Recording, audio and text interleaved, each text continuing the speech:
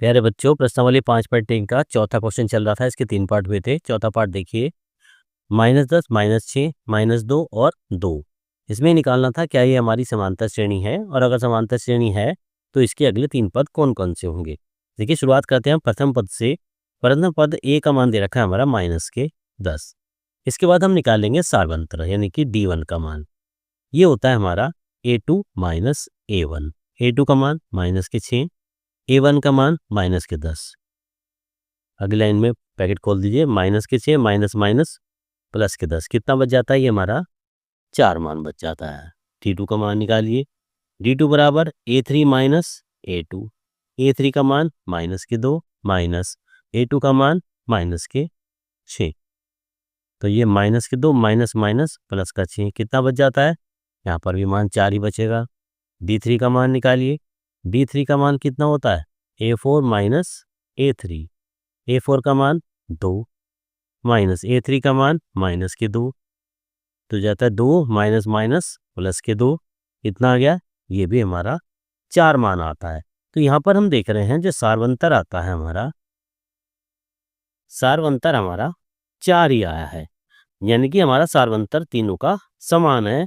तो ये हमारी AP होगी। तो यहाँ लिखेंगे चूंकि सार्वंतर समान है इसलिए यह है AP, इसलिए यह AP होगी। और जब AP है तो इसके हमें अगले 3 पद निकालेंगे। क्या लिखेंगे इसके बाद, इनके अगले 3 पद।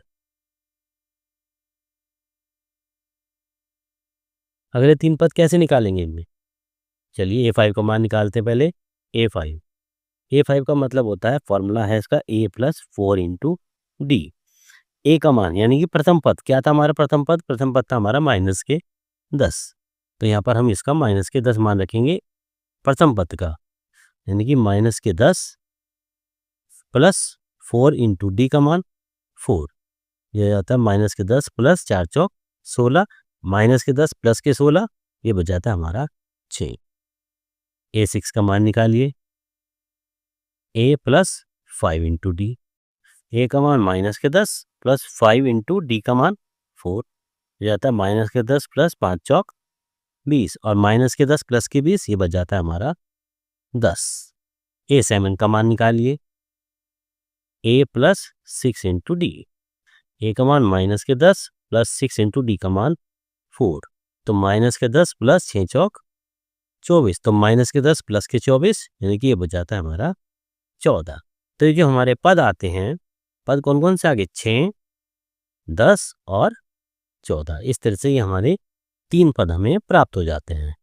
इस तरह से हमारी प्रश्नावली 5.1 के 4 क्वेश्चन पूरे हो जाते हैं।